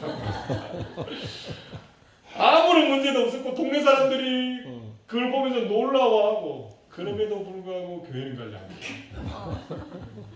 예수 믿는 거 함부로 그 아무나 믿는 게 아니에요. 하나님의 특별한 예정한 사람 외에는 아멘. 예수 믿기 어려워요. 아멘. 저는 참 그 초등학교 때 늘 이제 누에 키우고 이래가지고 초등학교 5학년 때도 이제 학교 가기 전에 이제 그 뽕한짐 져다 놓고 그 다음에 이제 학교 가고 학교 갔다 오면 또 뽕한짐 져다 놓고 이제 뭐 다른 일하고 이러는데 나중에 결혼하려고 나서 이제 집사람 친구가 대방동에 그게 이제 유명한 칼국수 맛있는 집이 있다고 그래가지고 갔더니 뽕 칼국수 집이더라고. 제 생각에 세상에 먹을 게 없어가지고 뽕을 내고 칼국수를 먹지를 않았습니다. 너무 오래 지질에 상처가 있어가지고 그 뽕만 생각하면 학교 가기 전에 한 집 져다 놓고 학교 갔다 와서 한 집 져다 놓고 나중에 저희 그 상도동에 있는 교회에서 사역하고 있는데 봄철에 우리 권사님이 아이고 목사님들 이번에 신선하게 뭐 준비한 거 이렇게 깻잎보다 더 좋은 게 있다고 생뽕잎을 갖다 하고 쌈 싸먹으라고 갖고 왔더라고. 세상에 먹을 게 없어서 생뽕잎 이게 당뇨에도 좋고 어쩌고 이렇게 한다고 나는 당뇨 안 좋아도 좋으니까 깻잎 달라고. 근데 하나님이 참 저희 가정을 그렇게 쓰셨어요.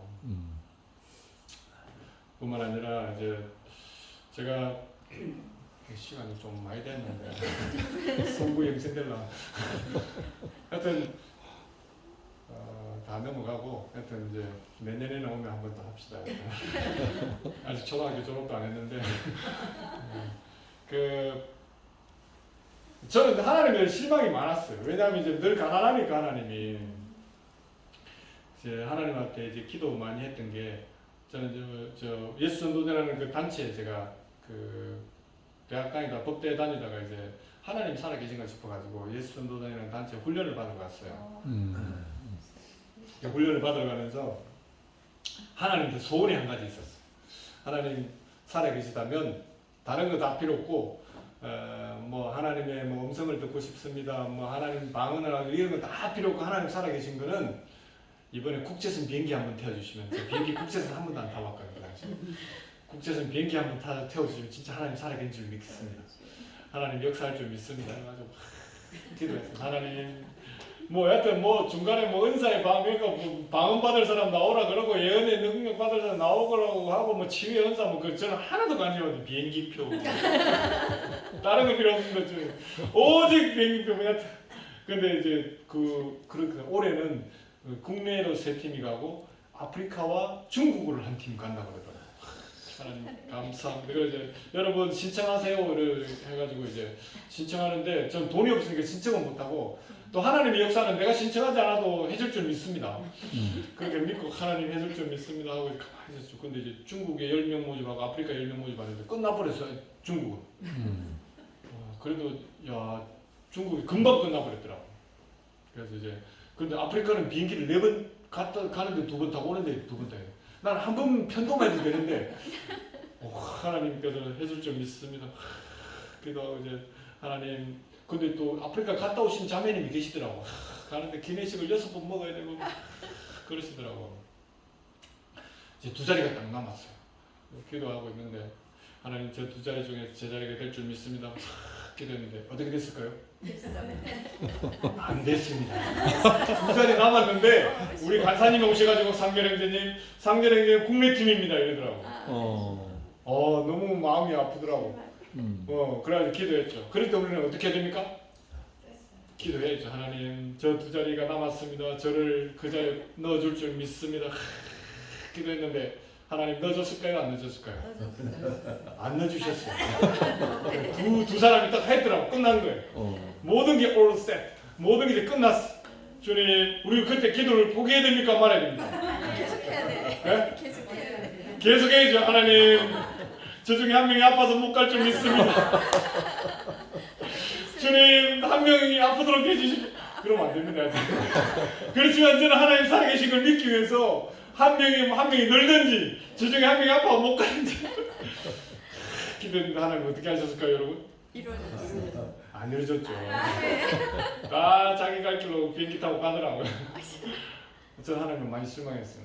하나님 비행기 한 번도 못 태우시는 분이 하나님이시냐고. 이 하나님께서 역사하신다면 하나님은 뭐 하여튼 금도 내 것이 은도 내 것이라고 말했는데 비행기표는 내 것이 아닌가 보죠. 하나님은. 하나님 기도했으면 하나님 응답을 안 하셨어요. 실망했어요. 그래서 뭐 물론 아울리치 이제 국내 전도여행 팀하고 막 해서 좋았어요.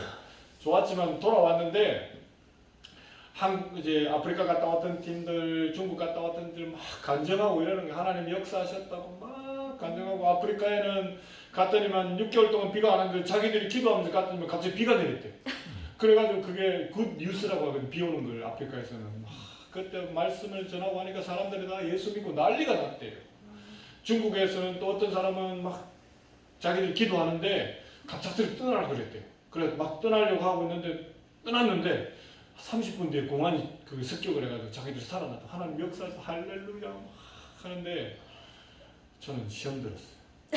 그 간증을 들으면서 여러분 간증 잘 하셔야 됩니다. 뭐 집 샀네 뭐 이런 거 간증하시면 안 돼요. 그래서 하여튼 간증을 하실 때 딴 사람 시험 들 수 있어. 왜냐하면 나도 그걸 경험하고 싶었는데 저 사람의 하나님만 저렇게 역사하시고 나에게는 역사하지 않는단 말인가. 하나님은 너무 실망했어. 하나님 비행기 한 번도 안 태우셔서 나는 앞으로 절대로 하나님과 사역하지 않겠다고. 앞으로 하나님 나를 부르시지도 마시라. 어떤 뭐 기도원 같은 데 가서 불 꺼놔놓고 막 음악 들면서 막 하여튼 뭐 헌신송 부르면서 여러분 후원 헌금할 사람 손들으라 그러고 선교사로 나갈 사람 손들으라고 할 때 나는 눈을 부릅뜨고 우는 사자같이 깨어서 정신 차리고 헌신하지 않겠다고 나는 그렇게 결단했어. 앞으로 나를 부르지도 마시라고. 저 아프리카 밥 먹기 싫은데도 억지로 간 저 인간들 말 시키시라고. 여기 4번 태운 인간들 말 시키시라고. 나는 정말 다시 학교로 돌아가서 법을 공부해서 사법고시 합격해서 내 돈 내산 요즘 편이에요. 내가 비행기 표 사가지고 내가 앞으로 여행 다니겠다고. 절대로 앞으로 내 인생에 하나님 관여하지 마시라고. 그렇게 해가지고 이제 하룻밤 이제 마지막 졸업하기 전날 수료하기 전날 이제 혼자 이렇게 예배당에 앉아서 이제 기도 그래도 마쳐야 되니까 기도는 해야 되겠다 해서 앉아서 이제 기도했어요. 나머지 다른 사람들은 저 어떤 전체 룸에 모여가 할렐루야 하나님 역사하셨다고 막 박수 치고 있었죠. 저는 그게 너무 힘들었어요. 그래서 혼자 이제 예배당에 아무도 없는 데 앉아가지고 기도했어요. 하나님 그동안 수고했습니다. 서로 이제 각자의 갈 길을 가자고. 이제 앞으로 나를 절대 부르고 뭐 내가 사실 뭐 보니까 은혜도 되고 하니까 내가 사역자 얘기를 한번 가볼까 생각도 했는데 이건 아니라는 걸 이번에 확실하게 내가 받았으니까 나는 내 갈 길을 가겠다고. 앞으로 내 인생 관여하지 마시라고. 하나님 좋아하시는 인간들 다 데리고 사시고 나는 이제 내 갈 길을 가겠다고. 그래서 비행기 한 번도 못 태우시는 분이 무슨 하나님이라고 막 하나님 실망했다고 이러는데 그 밤에 이제 하나님이 제 가운데 찾아오셨어요. 아들아 실망했냐 이 마음을 주시더라고요. 여러분처럼 장모님처럼 인격이 좋은 사람 예 주님 실망했습니다 했는데 저는 인격이 안 나빠가지고 그걸 말이라고 하시냐고. 어느 놈은 태우고 어느 놈은 안 태우고 막 또 1시간 동안 울고 막 비행기도 한 번도 안 태우는 분이 뭐 하나님이냐고 막 그래가지고 쓰러져 또 잤어요. 그래가지고 막 이제 1시간 지나고 나니까 이제 하나님 정말 우리가 화가 나 있을 때는 답도 안 하시더라고. 그러니까 막 이제 풀이 다 죽어가지고 이제 지쳐가 누워 있는데 그때 이제 하나님이 아들아, 네가 비행기를 지겹도록 타리라 이 마음을 주시더라고. 여러분 같으면 아멘하고 이랬을 거잖아요. 하여튼 인격 있는 분들은 저는 화가 나더라고. 한 번도 못 태우는 지겹게 태우시다니 막또 이렇게 하는데 순간 어떤 생각이 들었냐면 어린이 대공원이 생각이 나더라고. 모형 비행기 태워가지고 멀미 나도록 태워가지고 막 미연애가 내게 족하니 막 이렇게 할 것 같은 느낌이 드는 거야. 그 비행기가 그 비행기 아니라 이 비행기였다 막 이런 생각. 그런 소리 하지 마시라고. 막 그렇게 하면서 이제 제 모든 이제 DTS는 끝났어요. 끝나고 나서 이제 너무 화도 나고 그랬는데 이제 그때 이제 서로 이제 같이 공부하고 이러다 이제 뭐 그 또 중간 스토리는 있습니다만은 우리 시간이 없으니까 그럼 빼고 정말 그때부터 하나님이 비행기를 많이 태우시더라고요. 그래가지고 한 번은 결혼 전에 이제 비행기를 탔는데 저는 티베트 선교사로 가려고 했거든요. 그 티베트를 갔다가 오는데 그 편서풍이 부는 상황인데 비행기가 막 이륙을 시키더라고요. 그래 죽을 뻔했어요. 그 다음에 또 뭐 시베리아를 가는데 집사람이 시베리아 선교사였거든. 그 시베리아를 가는데 그 밤에 12시에 대한항공이 그 첫 취항하는 도착을 해서 우리 애하고 있는 취항을 도착을 했는데 상공에 도착했는데 밤 12시인데 공항에 할줄알고 싹 다 불이 다 꺼지고 공항에 관제탑에 직원이 아무도 없는 거예요. 그 관제탑에 뭐 어떻게 통신이 돼 있는지 어차피 그건 24시간 하는 거니까 도착을 했는데 기장이 방송을 하더라고요. 여러분 우리가 도착했는데 직원들이 다 퇴근을 해가지고 우리 착륙을 못한다고. 2시간 반 정도 우리가 연료가 있으니까 여러분 걱정하지 마시라고 여기서 한 2시간 정도 돌다가 직원들 출근하면 그때 착륙할 수 있는데 그래도 직원들이 안 오면 우리는 딴 공항으로 가야 된다고 막 그런 비행기도 타보고 그게 끝인 줄 알았어. 하나님 끝이고 나서 뭐그 정도 뭐 하나님 은혜가 족하다 할 정도로 많이 탔죠. 뭐 한 여러 나라를 다니고 아메리카 대륙 빼고는 다 모든 대륙을 갈 정도로 하나님 역사하셨죠. 근데 2년 전부터 갑작스럽게 코로나 시대에 제가 이제 원주민 지역에 다니는데 좀 먼 지역에 있어요. 저희 동네 밑에 동네에 그 대한항공 기장님이 계시는데 집사님이신데 그분이 경비행기가 3대가 있어요. 그래가지고 저는 이제 원주민 지역 가려고 그러면 뭐 배를 3번 타고 가고 이럴 때 한 하루 종일 가야 되는 그런 상황이 생기고 이러는데 그게 또 조개가 많이 나요. 그래가지고 그 조개 캐러도 가끔 가고 이러면 원주민 만나기도 하고 근데 그 기장님은 비행기가 있으니까 뭐 그런 노선들을 공항들이 조그만 공항들이 많거든. 캐나다 그냥 뭐 아무도 없는 그냥 관제탑도 없는 그냥 내리면 되는 그런 데가 많이 있어요. 그래서 원주민 지역에 특별히 그 가까운 쪽에 몇 군데가 있더라고요. 그래서 이제 한번 이제 조개 캐러 비행기를 타고 갔죠. 갔다 오고 뭐 해 지는 거 보러 비행기 타고 갔다 오고 이랬는데 갔다 오다가 집사님이 몇 번을 같이 가다가 목사님들 비행기 좀 배워보라고 그러더라고요. 그 집사님 제가 비행기를 배울 수 있습니까? 그러니까 배우고 싶다고.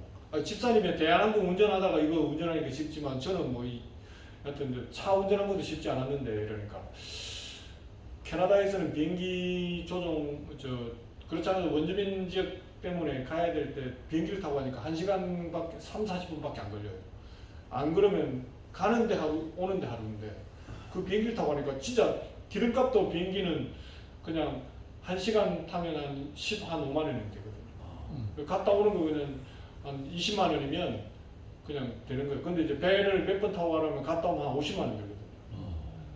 그래서 비행기 그 파킹 해놔도 하루에 뭐 15,000원밖에 안 하거든요. 그 비행기가. 그래서 이거 꼭 따야 되겠다 생각하고 하는데 이제 그 집사님이 비행기를 딸 수 있는 2가지 방법이 있는데 학원을 가는 거. 그 다음에 2번째로는 자기가 비행기가 소유하고 있으면 딸 수 있대요. 학원 가려면 한 1억 5천 들거든요. 그럴 돈도 없고. 근데 그 집사님이 자기 비행기가 있으니까 캐나다 법에 또 그런 게 있다 그러대요. 100분의 1만 소유하면 그 자기 소유권 인정이 된대요. 그 집사님이 100분의 1을 저한테 팔겠다고 디파짓 하라고 맡기라고. 100분의 1이 얼마입니까? 저 돈이 없습니다. 그러니까 80만 원 준비할 수 있겠냐고. 80만 원 준비할 수 있잖아요. 어떻게 모아가 집사람 몰래 이제 뭐 일했던 거 이걸 모아갖고 이제 캐나다 돈 한 800불인데 집사님 800불 모았어요. 그 계약서를 써주더라고. 집사님 이제 목사님도 이제 100분의 1을 소유하게 된 거라고. 그래서 제가 그랬습니다. 제가 그 문고리 부분을 제 걸로 소유를 해달라고. 문고리. 제 허락 없이 아무도 못 들어. 저 비행기 갖고 있는 사람이 됐습니다.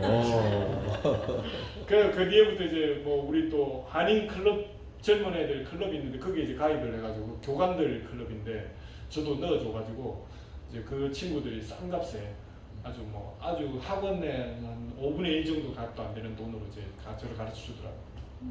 근데 비행기 조정을 할 때 어떤 일이냐면 비행기는 막 이렇게 날아가는 거 이제 일반적으로 날아가는 게 되게 쉬워요. 우리 자동차 운전은 똑같은데 이제 조종사가 된다는 기장이 되는 거는 위험한 순간을 만들어 가지고 거기서 어떻게 회복하느냐, 리커버리 하느냐 이 연습을 많이 해요. 맨날 하는 게 이제 비행기를 추락을 시켜요. 막. 그러면 거기서 이제 막 그걸 회복시키는 이런 훈련을 해야 되는데 그 스파이럴 다이브라는 그런 게 있어요. 그게 뭐냐면 그냥 추락하는 게 아니라 뱅글뱅글 돌아가면서 꼬꾸라지는데 그걸 회복시켜요. 한 1000m에서 떨어뜨리거든요. 그러면 이제 막 한 200~300m 떨어지는 거예요. 그 상태에서 정신 차리고 있어요. 근데 너무 힘든 거예요. 그게 너무 힘들어가지고 막 한 번은 막 저 뱅글뱅글 정신을 못 차리겠더라고. 근데 막 확 떨어지는데 그때 막 제 속에 그만하는 말이 나왔어요. 그만하고 싶은 거예요. 근데 그때 하나님의 음성이 저한테 들렸어요. 네가 기도했잖아, 비행기. 네가 기도했잖아. 내가 얘기했지 지겹도록 네가 탄다고. 우리가 하나님한테 함부로 기도하면 안 돼요. 함부로 기도하면 안 돼요. 우리 하나님은 응답해 주시는 분이에요. 하나님이 그때 제가 느꼈어요. 내가 그때 비행기 좀 타겠다고 그렇게 해서 했는데 정말 하나님이 그때부터 지겹도록 이게 끝이 아니라고. 이게 끝이 우리가 하나님을 기도하면 그게 끝이 아니에요. 더 하나님이 채워주시고 부어줄 줄 믿습니다. 아멘. 함부로 기도하지 마시고 올해도 한번 잘 보시면서 하나님이 우리한테 베풀어 주신 것도 한번 생각해 보시고 자꾸 부어달라고 하시면 하나님 부어주시는데 조심하셔야 돼요. 제 꼴 나요.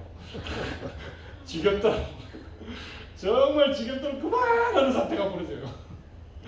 우리 하나님 그럴 수 있는 분이시기 때문에 딱 5분만 마칩시다. 초등학교 졸업다니까 했는데 여하튼 중간 다 빼고 그만 마칠까요? 제가 이제 마지막으로 하는 말, 제가 이제 아들 둘이가 있는데 이제 가끔 캐나다에 있다 보면 선교사라는 게 캐나다에 사는 사람들은 저희 아이들 친구들은 뭐 유학생 엄마들이 오고 이러니까 잘 사는 것 같아요. 아이들이 뭐 최신 폰도 들고 있고 그런데 저희 아이들이 고등학교 때 폰 처음 핸드폰 만들어 캐나다에서 핸드폰 만들어주고 그것도 제가 쓰던 거 이제 뭐 더 이상 못 쓸 것 같아요. 아들한테 물려주고 막 이렇게 하고 초등학교 시절에 이제 늘 아이들 데리고 이제 그 도시에 나가서 전 약간 시골이거든요. 도시에 나가서 이제 생일 때 되면 조그만 레고라는 게 있어요.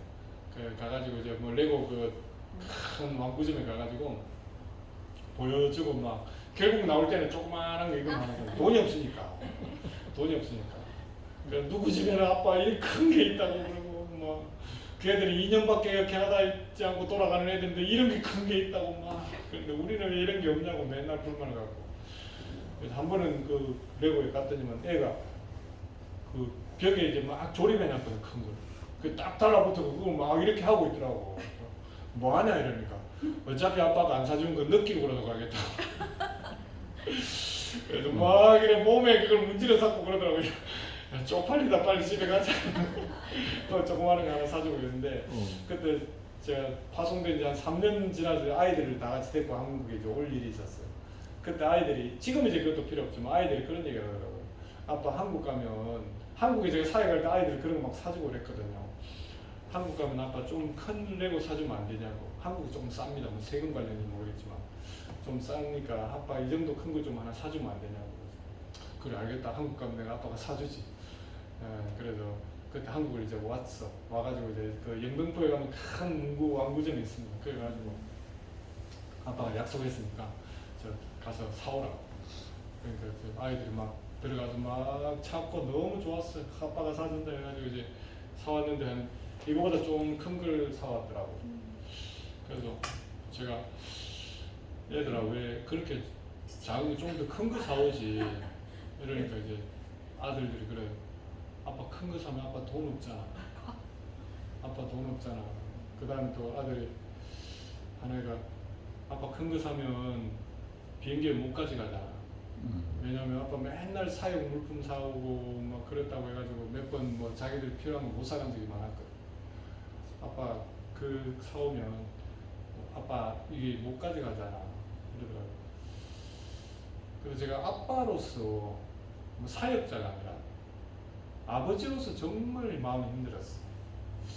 그래서 아들들한테 그걸 내려놓으라고요. 내려놓고 너희가 들어가서 너희들이 가지고 오고 싶은 거 가지고 올 수 있는 가장 큰 거 가져오라. 물론 돈이 많아서 그런 거든가요? 또 그런 거 아니지만 제가 만약에 그렇게밖에 인색한 모습을 보여준다면 이 아이들이 나중에 하나님을 아버지라고 부를 텐데 아버지는 늘 인색한 분이고 아버지는 우리의 소원을 들어주지 않는 그런 분이 될까봐 이번이지만 가서 너희들이 가지고 싶은 거 다 큰 거 가져와. 그렇게 하고 만약에 아빠가 이걸 비행기에 못 싣고 갈 정도로 크기라면 아빠 사역 좀 다 내려놓고 이것만 들고 갈 거야. 이번에는 너희들 것만 들고 갈 거야. 사역이고 뭐고 다 아빠가 짐 안 가져가고 그 다음에 이번에 돈이 없다면 아빠가 금식을 해서 우리 밥을 안 먹어서 너희 이거 사줄 거야. 그렇지만 기억해야 될 것은 하나님 아버지는 부요한 분이십니다. 네 육신의 아버지는 이걸 다 못 채워주지만 매일 이것을 사줄 수 없는 존재지만 하나님 아버지는 더 위대하십니다. 아멘. 네 육신의 아버지보다 더 위대한 하나님이니까 아멘. 하나님을 신뢰해야 돼. 아멘. 그 하나님을 기도해야 돼. 아멘. 그 하나님이 여러분의 하나님이고 제 하나님을 믿습니다. 아멘. 위대한 하나님이고 할렐루야. 치유하시는 분이시고 그 다음에 그 당삼남보다 더 위대한 분이 우리 하나님이시고 주여. 강력한 영적인 아버지시고 치료하는 분이고 우리는 잘 못 느끼고 있지만 예수 믿는 사람들은 우리 속에 뭐가 있는지 다 알고 있는 거예요. 아멘. 사단은 우리를 두려워하고 며칠 전에도 이번에도 시골에 그 아버지 장례 끝나고 나서 식당에 갔는데 시골집에 식당에 갔는데 부적이 붙어져 있더라고요. 그래서 아니 그분이 예수 믿는 분이에요. 예수를 제대로 안 믿긴 하는데 뭐 한 달에 한 번씩 교회 간다고 하더라고요. 그래서 아니 부적이 왜 붙여져 있네요. 제 어머니가 그분들 아니까 아 부적을 왜 붙여놨어요? 그러니까 아 무서워서 못 뗀다고. 제가 그랬죠. 떼는 전문이 여기 있다고. 제가 그거 떼는 전문입니다. 그러니까 이걸 어떻게 뗍니까? 가가지고 바로 획 떼가지고 그 쓰레기통에 턱 버리라니까 아이고 그거 버리지 마있어. 우리 하나님은 그 부족보다 위대한 분이 하나님입니다. 아멘. 두려워하지 마시라. 우리가 모르는 그 잘 못 느껴서 그렇지 우리 주변에 예수 안 믿는 사람들 우리가 누굴 섬기고 있는 얼마나 위대한 하나님을 섬기고 있는지 다 알고 있다. 그 하나님의 아버지가 우리와 여러분의 하나님 되기를 축복합니다. 아멘. 기도합시다. 같이 좀 기도할까요? 혹시 우리 중에 아픈 분이 있다면 우리가 기도합시다. 하나님 치료하여 주시옵시고 특별히 마음이 상한 자가 있다면 하나님 우리의 마음을 회복시켜 주시옵시고 또 하나님 우리의 가정이 아픈 사람들이 있습니다. 하나님 치료의 하나님을 믿습니다. 그 하나님 우리를 회복시켜 주시옵소서. 그 하나님을 역사하여 주시옵소서. 그리고 또 영적으로 짓눌린 사람들이 있습니까? 우리 하나님은 위대한 하나님이고 우리가 알지 못하지만 하나님은 만왕의 왕이라고 말씀하시는데 그 하나님은 우리 하나님을 믿습니다. 또 우리가 하나님은 채우시는 분이십니다. 우리에게 지겹도록 진리도록 저를 태우셨듯이 우리 하나님 그렇게 풍성한 하나님을 믿습니다. 그 하나님이 우리 한국뿐만 아니라 이 한국 교회뿐만 아니라 캐나다 교회뿐만 아니라 원주민 지역에도 회복되게 하여 주시옵시고 특별히 북한 땅 가운데 하나님의 위대한 역사가 일어나게 하여 주시옵소서. 그런 역사가 일어나게 할 그 주님을 찬양하며 주의 한 몸을 이고 기도하도록 하겠습니다. 주여